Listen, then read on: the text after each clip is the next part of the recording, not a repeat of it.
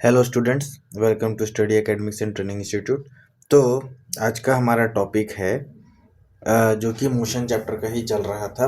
हमारा practice question. तो इसके पहले हमने 34 क्वेश्चन कंप्लीट किए हुए हैं। आज हम लोग 35th क्वेश्चन से जितने 50 क्वेश्चन के आसपास है उसको हम लोग कंप्लीट करेंगे। ठीक है, तो सबसे पहले क्वेश्चन बोल रहा है the value of g is maximum at. ठीक है, तो value of g is maximum at poles होता है। ठीक है, वहाँ पे क्या होता है, जी वो होता है अपना पोल्स। जी क्या होता है, अपना एक्सेलरेशन ड्यू टू ग्रेविटी।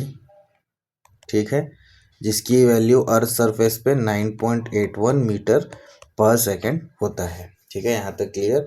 इसको निकालने का फॉर्मूला है G into M1 into M2 by R. ठीक है, तो ये एक बार फॉर्मूला कंफर्म कर लीजिएगा, मेरे को यही याद आ रहा है। तो ये अपना क्या होता है, G is equal to G into M1 into M2 by R. R उतना रेडियस ऑफ अर्थ। ठीक है, जी अपना ग्रेविटेशनल कांस्टेंट है और M1 M2 मास है। ठीक है, अब यहाँ पे कुछ चीज़ें जो लिखी है वो भी बता देता हूँ। जैसे कि जी इक्वेटर पे क्या होगा, जी इक्वेटर पे इसकी वैल्यू 9.78 मीटर पर सेकेंड होती है। ये हमारा अर्थ सरफेस पे होता है 9.81 मीटर पर सेकेंड। सेंटर ऑफ अर्थ पे जी की वैल्यू 0 हो जाती है। स्पेस पे 0 नहीं होती, बट ये अकॉर्डिंग टू एल्टीट्यूड डिक्रीज हो जाता है। ठीक है, बस इतनी चीज़ें हमें ध्यान रखनी है जी से रिलेटेड। ठीक है, इसका यूनिट क्या होता है, मीटर पर सेकंड होता है। तो जी अपना मैक्सिमम किस पे होता है, पोल पे। तो ये हमारा क्वेश्चन पूछा था, तो उसका आंसर ये हो गया। उसके बाद मास ऑफ एन ऑब्जेक्ट। ठीक है, mass of an object is variable नहीं, mass of an object is constant everywhere. ठीक है, चेंज नहीं होता, जीरो एट पोज नहीं होता। और ये अपना हो गया मेजर्ड इन न्यूटन्स। और इसमें वेट का फॉर्मूला होता है m इंटू जी, जिसमें m हमारा मास होता है। ठीक है, तो वेट जो है वो अपना वेरी करता है, डिफर करता है। ठीक है, नेक्स्ट क्वेश्चन है 37th number. A stone is throne upwards, मतलब जैसे कि ये एक पर्सन है। ठीक है, ये एक हमारा ग्राउंड है। इसने ये स्टोन को थ्रो किया अपवर्ड्स की ओर, यानी ऊपर की ओर। ठीक है, तो एट इट्स पीक, तो जब ये इस तरीके से मोशन करेगा, ठीक है, तो यहाँ पे इस पीक पे, यानी कि इस पीक पे द वेलोसिटी, तो वेलोसिटी उसकी क्या होगी ये हम लोगों को पूछ रहा है। तो उसकी वेलोसिटी होगी पीक पे, जो होगा अपना 0 मीटर पर सेकेंड, यानी कि 37 का B. Next question, the motion of the moon around the earth is rectilinear, uniform circular motion, non accelerated या वाइब्रेटरी। तो वो होगा यूनिफॉर्म सर्कुलर मोशन, यानी 38 का हमारा बी हो जाएगा। In free fall the acceleration of gravity, in free fall मतलब जैसे कि ये ऑब्जेक्ट है, ये ऊपर से नीचे की ओर आ रहा है, तो एक्सेलरेशन क्या होगा, ऑब्जेक्ट का इंक्रीज होगा, डिक्रीज होगा, रिमेन्स कांस्टेंट या डिपेंड्स ऑन मास। तो हम लोगों का ये होगा रिमेन्स कांस्टेंट, यानी कि जी हमारा जो है वो क्या हो जाएगा, उसमें कांस्टेंट होगा जो एक्सेलरेशन है due to gravity. If distance between two masses, ठीक है, अगर distance between two masses is double, यानी कि दो मासेस का क्या बोला जाए, distance between two masses is double हो जाए, तो द ग्रेविटेशनल फोर्स बिकम्स। तो अगर डिस्टेंस जो है मासेस में डबल हो जाए तो ग्रेविटेशनल फोर्स बिकम्स, तो वो हो जाएगा अपना 1/4। ठीक है, 40 का हो गया सी। A car traverse 30 kilometer at 40 kilometer per hour. ठीक है, a car traverse 30 kilometer at 40 kilometer per hour and next 30 kilometer to, अच्छा वो 30 किलोमीटर 40 किलोमीटर पर आवर के हिसाब से चल रहा है, और अगला 30 किलोमीटर वो 20 किलोमीटर पर आवर के हिसाब से चल रहा है। तो उसका एवरेज स्पीड क्या होगा, हम लोगों को ये बताना है। ठीक है, तो इसका एवरेज स्पीड हम लोग निकालते हैं, जो कि कैसे होगा, एवरेज स्पीड का फॉर्मूला होता है टोटल डिस्टेंस बाय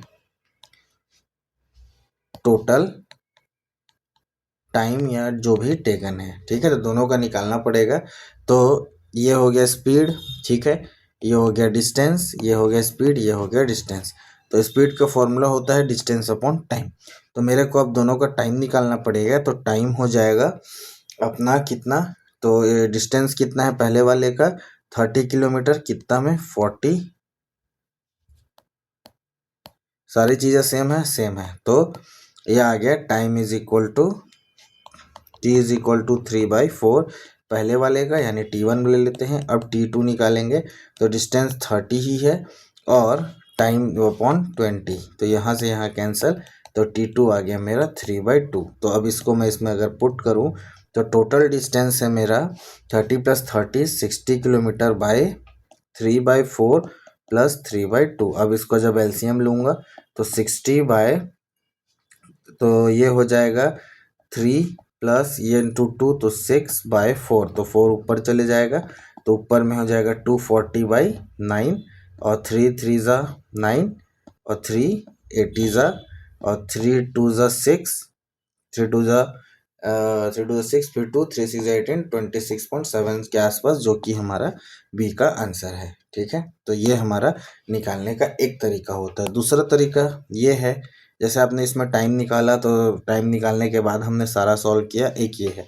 और एक डायरेक्ट फॉर्मूला है एवरेज स्पीड निकालने का, that is average speed is equal to 2 × S1 × S2, यानी एक speed 1 upon total speed S1 + S2। इसे सॉल्व करके देखते हैं। तो 2 × 40 × 20/40 + 20। अब इसको सॉल्व करते हैं तो नीचे आ गया 60, इसको हटाया तो नीचे बचा 30, ऊपर में आ गया 800। अब इसको काटिए, फिर देखिए वही आ गया 3/80, उसको हमने काटेंगे तो वो आ जाएगा 26.7 km/h।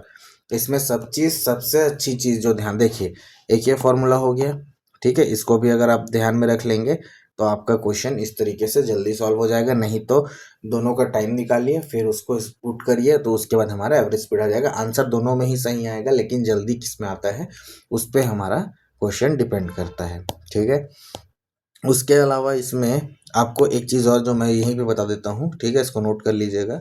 एक चीज़ ये कि जैसे कि यूनिट कन्वर्जन की एक चीज़ है, जो कि मैं क्वेश्चन में भी अपने लेक्चर्स में भी करवाया हूँ, कि अगर हम लोगों को km/h से अगर मीटर/सेकंड में जाना है, ठीक है, तो जो भी हम लोगों को डिस्टेंस km/h में गिवन होगा उसको मल्टीप्लाई कर देंगे 5/18 से।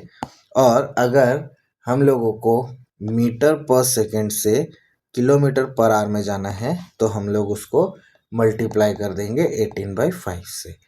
समझने के लिए, जैसे यहाँ पे 60 × 5/18 को मैं मीटर/सेकंड में कन्वर्ट कर रहा हूँ, तो ये हो जाएगा 6 10 × 6 3 ज़ा, और इसको करेंगे तो 50/3 ये आ जाएगा मीटर/सेकंड में। और वैसे ही अगर जो 18 से कटेगा उसका तो फिर बिना फ्रैक्शन या बिना किसके वैल्यू आ जाएगा, आपका बिना डेसिमल्स के भी वैल्यू आ जाएगा, ठीक है। चलिए, तो यहाँ से हो गया। अब देखिए यहाँ पे क्वेश्चन, जो ग्राफ वाले क्वेश्चन है उनको मैं इंपॉर्टेंट मार्क करके चल रहा हूँ। तो यहाँ पे क्या है, उसके पहले हम लोग डिस्टेंस टाइम वाले ग्राफ के बारे में क्वेश्चन किया, अब हम लोग displacement time graph for a body at rest is a, हम लोग इसके बारे में करेंगे, यानी कि यहाँ पे डिस्प्लेसमेंट टाइम ग्राफ। तो क्या बोल रहा है, displacement time graph for a body at rest is, मतलब डिस्प्लेसमेंट टाइम ग्राफ क्या होगा किसके लिए, अगर कोई बॉडी हमारा किस पे है, रेस्ट पे है, तो वो हम लोगों को हॉरिजॉन्टल लाइन दिखाएगा, मतलब इस तरीके से ये हो गया, ठीक है। जैसे यहाँ पे हमने टाइम ले लिया और यहाँ पे हमने डिस्प्लेसमेंट ले लिया, ठीक है, तो वो क्या होगा, एक हॉरिजॉन्टल लाइन की तरह दिखाएगा, ठीक है। ये हो गया, तो इसका आंसर हो गया हॉरिजॉन्टल लाइन। उसके बाद the rate of change of momentum, ठीक है, रेट ऑफ चेंज ऑफ क्या बोल रहा है question, rate of change of momentum is proportional to, मतलब rate of change of momentum is proportional to applied force होता है, यानी कि 4 3, यानी rate of change of momentum मतलब momentum 1 minus momentum 2 is directly proportional to force applied. ये हम लोगों ने कंजर्वेशन ऑफ मोमेंटम के फॉर्मूले में हम लोगों ने इसे पढ़ा हुआ है, ठीक है। उसके बाद वेलोसिटी का यूनिट आपका मीटर पर सेकंड, किलोमीटर पर आवर होता है, लेकिन मीटर पर सेकंड ऐसा यूनिट होता है। टाइम का सेकंड होता है, डिस्टेंस अपन मीटर में लेते हैं। उसके अलावा कोई चीज़ समझने के लिए नहीं, बस। तो which is a vector quantity, कौन सा वेक्टर क्वांटिटी है ये हम लोगों को बताना है। तो डिस्टेंस नहीं, स्पीड नहीं, एनर्जी नहीं, velocity is our vector quantity. ठीक है, स्पीड वेलोसिटी दोनों का यूनिट मीटर पर सेकंड होता है। ठीक है, एनर्जी का जूल होता है और डिस्टेंस का मीटर होता है, ये चीज़ें हमको पता है। उसके बाद 1 न्यूटन इज इक्वल टू, यानी कि 1 न्यूटन इज इक्वल टू, तो वो होता है 1 न्यूटन। जैसे हम निकालें तो फोर्स होता है मास इनटू एक्सेलरेशन, तो मास होता है केजी, केजी इनटू एक्सेलरेशन होता है मीटर पर सेकंड स्क्वायर। दैट इज ये हो रहा है, इसमें स्क्वायर नहीं इसलिए कट, मीटर पर सेकंड स्क्वायर, यानी हमारा आंसर बी हो जाएगा। यानी कि 1 newton is equal to kg metre पर सेकंड स्क्वायर, और ये होता है हमारा फोर्स का फॉर्मूला। ठीक है, what is the SI unit of force, that is Newton, यानी कि ये हमको पता है। और फोर्स का फॉर्मूला होता है mass into acceleration. That is question number C, ये 46 का सी। अब when a bullet is fired from a gun, मतलब जैसे कि ये एक गन है, ठीक है, इससे बुलेट फायर कर रहे हैं। ठीक है, ये बुलेट है समझ लीजिए, फायर किया तो गन क्या होता है, रिकॉइल देता है। तो दिस इज ड्यू टू क्या होता है वो अपना conservation of mass, that is 47 का, ना ना ना ना ना, कंजर्वेशन ऑफ मास नहीं, ये होता है एक्शन रिएक्शन की वजह से, यानी कि बी, ये होता है अपना एक्शन रिएक्शन, यानी न्यूटन्स का थर्ड लॉ। ठीक है, उसके बाद आते हैं next. A body travels 4 metre north and 3 metre east, the displacement is. ठीक है, तो एक बॉडी क्या है, 4 मीटर नॉर्थ, जैसे कि ये एक वो है, ये हमारा डायरेक्शन होता है। ठीक है, ये हमारा direction east west north south, मतलब कि एक बॉडी है वो 4 मीटर नॉर्थ में ट्रेवल कर रही है और वो बोल रहा है कि 3 मीटर ईस्ट में ट्रेवल कर रही है। तो ये हो गया। ठीक है, अब क्या बोल रहा है, तो ये हो गया 3 मीटर। तो द डिस्प्लेसमेंट इज, तो डिस्प्लेसमेंट क्या होगा, जो उनका शॉर्टेस्ट डिस्टेंस होगा। ठीक है, तो ये यहाँ से यहाँ, यानी कि मैं यहाँ पे पाइथागोरस थ्योरम यानी H square is equal to P square plus B square लगा दूंगा, तो यहाँ आ जाएगा 4 square plus 3 square, that is 16 plus 9। ठीक है, तो H square is equal to 25 और एच इज इक्वल टू 25, क्योंकि